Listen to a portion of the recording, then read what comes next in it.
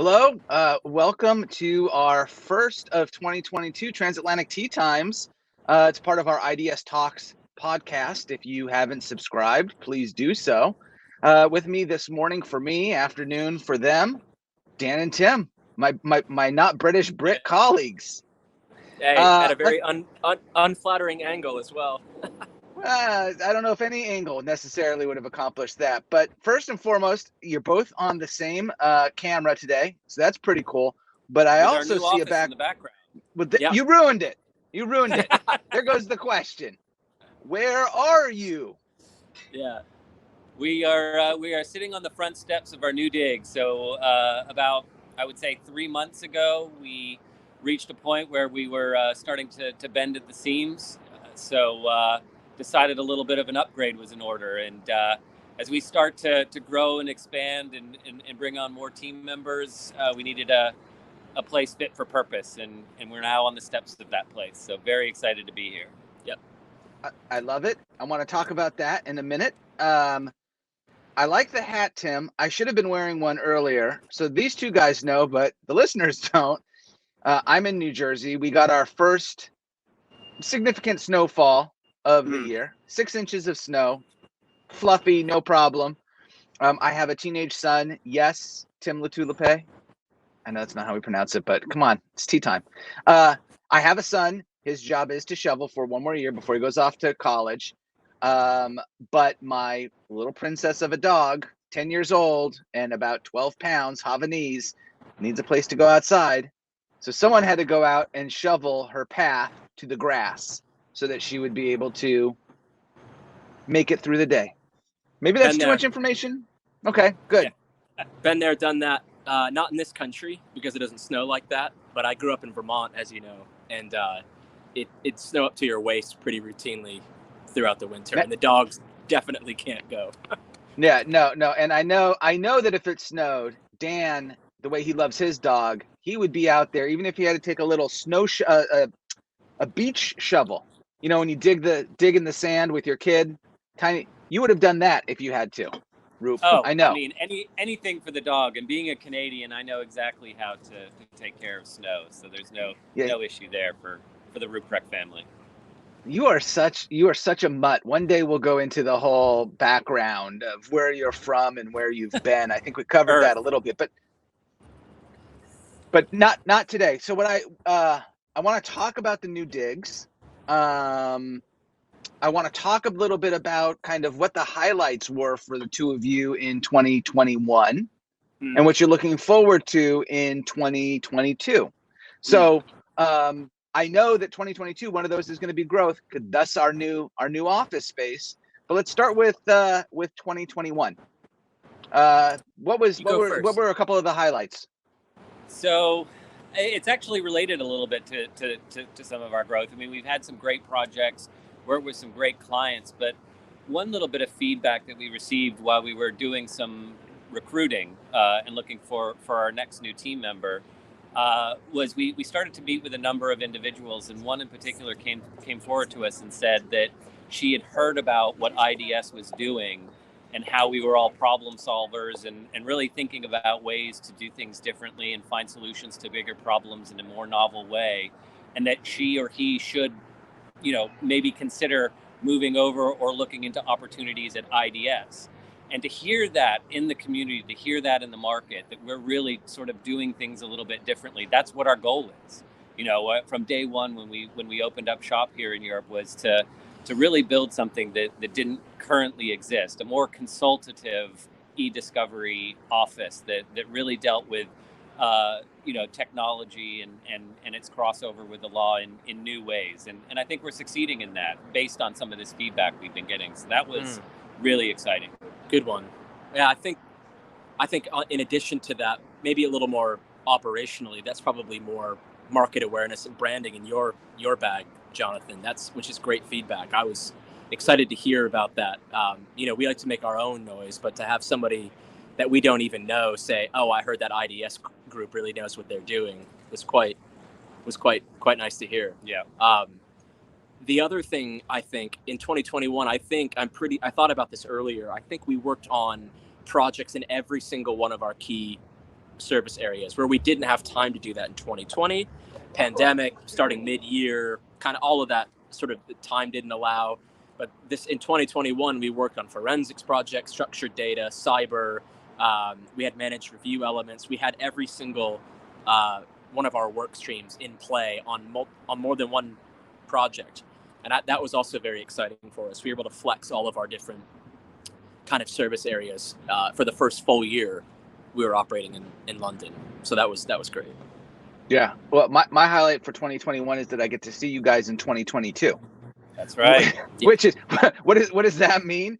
So for those who may not know, we opened the office April of 2020.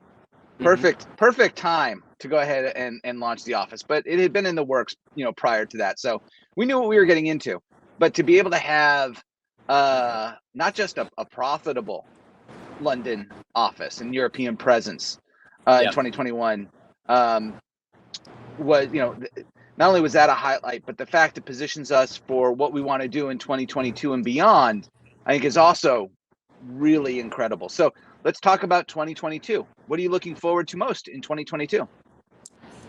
Again, I'll kick it off to you, and I'll take over after that, maybe. Sure. Yeah, a lot of what we've been doing, again, for a lot of it in terms of how we've been dealing with the sort of shift in remote work and the types of work that we've been getting, and in opening our office in a not perfect environment. We spent a lot of time putting our chess pieces into the right position. I think we really did a really good job creating that runway and positioning ourselves to sort of operate in the way we knew that we could and grow in the way that I'm sure that we will. And what I'm most looking forward to in 2022 is really watching the fruits of that labor sort of evolve and grow into what we know it will become. One of our big litmus tests in the approach and making sure that we are on the right track is that sort of growth trajectory that you were already talking about. And seeing that sort of move up in the pace that it has over the last few months, many months, and to put us in a position where we're changing office, where we're actually growing the team, all of these things are just going to make us better at what we're already doing and more capable to do more of what we're already doing. So what I really am excited about is to really see that traction take hold and really push us in ways that we've been pushed, but really sort of do it in such a way where we're starting to build out the team and grow in sort of a meaningful fashion. Yeah, and let me talk about that maybe without taking words out of your mouth, Jonathan, because you might have a tempo or interest in some elements of that growth. And I'll use a subset of what Dan said, in that I'm excited about growing the team in particular. We are growing. There's always growth means, to most people, it probably means revenue, and it does to us as well. But really, I'm excited about the culture growing here. We started this endeavor as two people. We've now hired top talent to join us. It's a person that's known to us, which is exciting. They're known to this market. They'll have to serve a notice garden period for a while, so their identity will be protected for some time. But we know they'll be on in the spring. They add fuel to the fire, force multiplier. They're going to help us implement a European variant of steps that we use in America with iDS clients. They work very well with certain clients we're not currently working with. That kind of thing is very exciting. But we're also looking at the next round of business development professionals, people to work in structured data analytics, because we're starting to get involved in a lot more of those from a European perspective.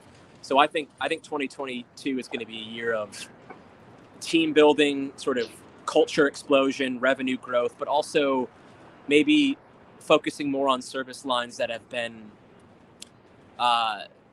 less prevalent in this part of the world, notably structured data analytics, areas like anti-money laundering, AML type inquiries, tax investigations, certain class action, group action claims, where you guys have had success in America, can now have some weight and some benefit here in the UK and the rest of Europe. So I'm excited about that taking off this year as well. Yeah. You know what I didn't hear? I didn't hear we're really excited because Sachs is going to maybe make his way across the Well, pond. that's a given. That goes without saying, man. You have to come. Hunters come 3 times for every time you visit, basically. So you're going to have to catch up. Yeah, then I'm afraid. We've got a chalkboard in the office that has all the pints you owe us, so we're just going to keep that going. We might need a new wall, though. Yeah. For the people who've actually seen some of our posts on LinkedIn, I believe there was actually a whiteboard with the count, which was absolutely ridiculous. But I accept it and embrace it fully. For me, Tim, you hit on a lot of things that I think did resonate with me, and I would have repeated myself. As the director of sales and marketing, getting the messaging out and hearing the market hear it and have people who want to join us, perhaps because of it, fantastic. Revenue, I mentioned profitable. Of course, dollars are important, but you talked about culture, and I've been at iDS now almost 3 years, and the culture is something that we are very particular about. We don't look for the same personalities. We are a company of over 50 different personalities, though I do think some of our colleagues share a brain. We won't name names on video or on our audio podcast, but they know who they are. Well, 2 of them are here, unfortunately. Well, I didn't want to say it. But the fact that we really look to find people who will fit into that culture, embrace the culture, and live that culture. And the culture is not just internal. It's external to our clients. We talk about, and we haven't done a podcast on our core values, but we do have 5 core values here at iDS that we live by internally and externally. And it's very important to us. And we actually look at our employees. I don't even know if the 2 of you knew this. We look at all of the employees and say, how are they doing compared to those core values? Are they demonstrating it sometimes, usually, or, are they superstars in it? And so, you talk about culture. I think the other thing that's going to be really unique to see is the European flavor to the culture that will be created. And I think for the 2 of you, that's really exciting. I mean, you took a leap of faith to say, all right, we're going to take iDS, which is well known in the States and known somewhat around Europe and Asia, but let's take this new known entity, though we've been around since 2008, and sell it here. Yeah. And now to see during a pandemic, to be able to go from the 2 of you doing everything from sweeping the floors to being in front of clients and submitting testimony, to now having this next hire, who I can't wait until there are 3 of you on the podcast. Yeah. Hopefully followed shortly by a 4th. And so very shortly. Yeah. So for 2022, it's great that you say all of that, because it really is. I mean, one of the things when Tim and I started at iDS, I mean, it's not the first we worked with each other. We had been working together for several years prior to moving over to iDS. And when we were leaving our previous employee, or even just thinking about leaving our previous employee, it was with this sort of mindset of building a unique environment to do the type of work that we do, one that doesn't necessarily exist in Europe yet, but is very cognizant and careful when dealing with the various cultures and jurisdictional nuances that we deal with over here. And I really think that's one of the reasons why we were so attracted to iDS and why others are attracted to iDS when we speak to them. It's this idea that we're problem solvers. It's not always one size fits all. It's how do we do things differently to accommodate the needs of what specifically you're looking at that time. And to many, that's very uncomfortable. But to an IDSer, to someone in this environment, that's what we thrive on. We thrive on figuring things out that we might not know right now, but we're certain we will with the effort put forth. And I think when we build our team and when people come to us, it's with that mindset as well. If you want just a bog standard commoditized product, there's many places you can go to. If you want something that is nuanced, something that is complex, something that requires a little bit of out-of-the-box thinking, you go to iDS. And that's really where I'm excited about building the team, because the people we're speaking with, that's what they want to do. And you see the excitement in them. They're like, really, I want to get involved with something that's not the everyday. I want to get involved with something that's out of the ordinary. And that's really awesome. Yeah. When Dan Regard listens to this podcast, he's going to be thrilled, because he'd be saying in his own head 2 things. One, we're experts at becoming experts. So, right. So we may already be experts, but technology is evolving so quickly that there is no expert in some cases. And so who's going to be the one to sit there and ask the questions and dive into it and really dig into what your problem is to find the solution? It's a bit contradictory and probably problematic for me to say on video, but I've never, even as an expert witness and someone who considers themselves very good at their line of work, I sometimes have a problem with the word expert, because I think you're always learning, and to say you're an expert assumes that it's almost like an expert welder, and you know everything about welding and there's nothing left to learn. I think that's an applicable use of that term. I think if you work in data forensics or something like that, I think you're always a little bit on your back foot. Anyway, that's just a thought that I always have. Yeah, and I think the other thing that you said, Dan, that I liked is iDS is not order takers, and we're not in the business of selling commodity services. We certainly can handle plain vanilla type projects, but we live by kind of our 3 pillars. Again, so the marketing guy in me is going to have to come out, and that is, consultative experts, structured process, customized, or as you guys would say, bespoke solutions. Not everyone offers that, and there's so much that goes into that. It's the expertise of all the years, and that's not just the expertise. I'm not just talking expertise of iDS and the collective decades of experience we have. I mean, we're leveraging the 2 of you and the expertise that you have, and as the team grows, their expertise. But being able to take that knowledge, which we've now put into our processes, and then really come up with those customized solutions. It is a different approach. If you want plain vanilla, we'll give it to you. Yeah. But I say more often than not, that's not what people actually want. They think that that's what they want, but they don't really know either all the options that are available, or they haven't really thought about what it is that they need. I have to work on that a bit better, because if I go and if we're talking ice cream, I kind of know what kind of ice cream I want, and I hone in on that. I may sample something else, but all right. So other than the highlight of growth and adding to the team, let me ask you this one. Related but unrelated, because you guys are our European presence. The one city you haven't been able to go to for business since you started with us that you're looking most forward to going to? Oh, since we started with iDS, wow. I mean, we started in a lockdown, and so we'd normally be in good 10 or 12 cities per year on the continent. Maybe, oh gosh. I'm actually really... Paris, it seems like a natural one for me because I've got the family and everything there. But actually, for me, I think Dublin I miss the most. There's something very, very home-like and charming and enjoyable about Dublin. I'm never sorry to be there. I always have a good time. We've got a lot of clients and friends there. What about you? Probably I lean more to your first. So I have a lot of family in Munich.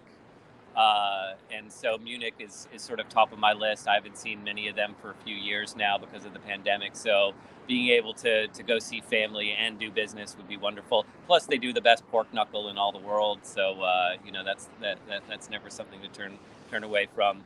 And then also Brussels. I lived in Brussels for 5 years. Oh, it's Did really you say good. pork It's not knuckle? kosher. It's not kosher. Not kosher, but it is delicious. But then in Brussels, I lived there for 5 years and normally see my friends over there almost every quarter in normal times, and to not have seen anyone for a couple of years, getting back there and having a few West Vleteren 12s is high on my list. Yeah. Excellent. Well, for 2022, what I'm looking forward to is what's going to be a mostly, if we can do this the right way, mostly monthly Transatlantic Tea Time, where we get to talk more frequently. I'm hoping that, depending on how things look, maybe March-ish, the recording will be all of us in one location together. That would be great. Oh, that would be awesome. And Working we may on have in the very near future, as we've alluded to with a bit of a spoiler, but we may have another member with an actual English accent this time. So the UK office can start representing it with the right accent. So I can have a real Brit on the team. A real Brit. Not these faux Brits. You can have two, and by early summer. Two by early summer, yeah. I love it. I love it. Well, listen, guys, thank you very much. Happy New Year to both of you. Looking forward to seeing the inside of the new digs. That's more to come on that. We get to do some interior decorating together. Yep. It is. For those it's happening behind us. That's why we're outside. But you'll see the inside soon. Yeah. Can't wait. For those of you who this may be your first Transatlantic Tea Time podcast, please feel free to subscribe. Well, please subscribe. And you can pull down other iDS podcasts from your favorite podcast provider. And this is also up on YouTube. So the iDS Talks podcast is on iDS TV. Again, gents, good to see you. I'll tell you what, put +1 pint for both of you on that list for being so great and joining me today. Actually just across the street, so we may just go straight over. Hang on. I'll show you where it is. You can be. Here we go. This is where you can pay your. This is where you can pay your debt. All right. There she blows. All right, I'm ready. I'm ready. Yeah. Keep this stool warm for me. Okay. Will do, my friend. All right, friend. guys. Take care. Thanks again, everyone.